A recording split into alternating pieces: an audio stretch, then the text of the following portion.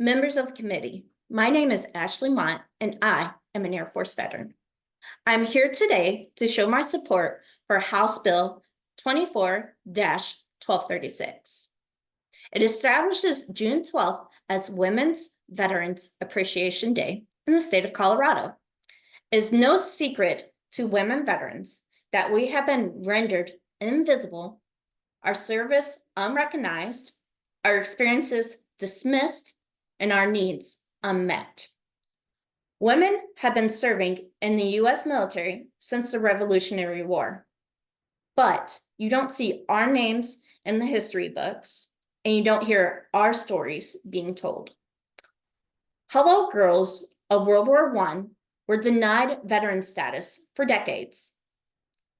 Women Air Force service pilots, also known as WASP, ferried aircraft across the country during World War II, were treated as civilians rather than service members.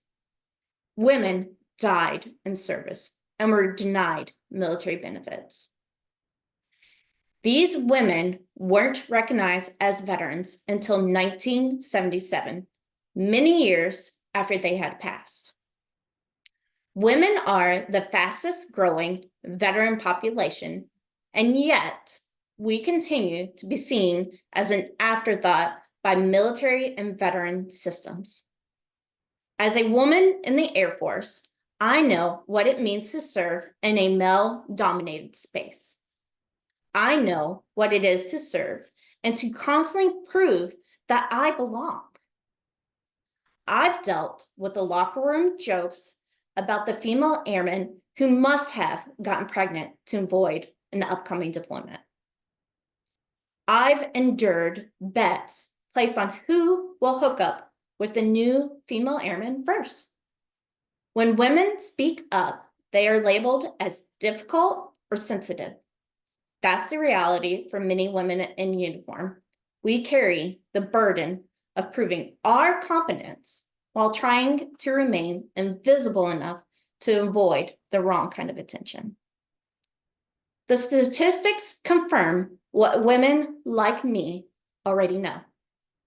1 in 3 women veterans report experiencing sexual assault and sexual harassment during their time in service, which is linked to PTSD, depression, and substance use. Suicide rates for women veterans raised 24% between 2020 and 2021. That's 4 times higher than male veterans. Additionally, women veterans are 6 times more likely to commit suicide compared to their civilian counterparts. 37% of women veterans didn't know they are entitled to VA benefits. 27% didn't know how to access VA healthcare. And 40% of women veterans canceled appointments due to a lack of childcare.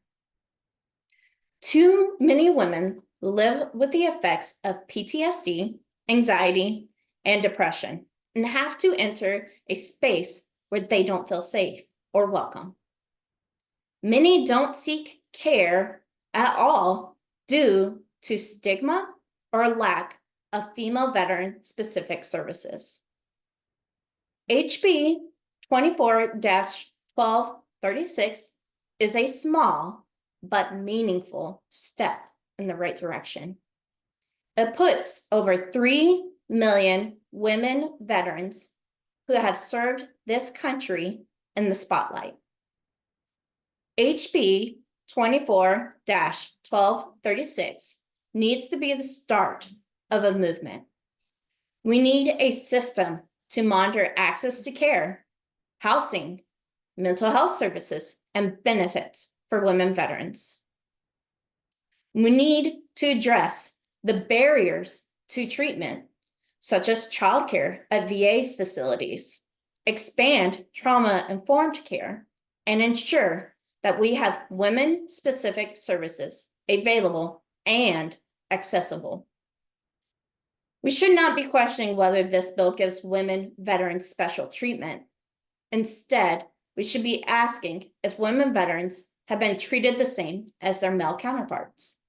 The answer is no, they have not. Women Veterans Appreciation Day ensures that when we say veterans, we mean all veterans. However, awareness is only the first step. We need to commit towards a system for change.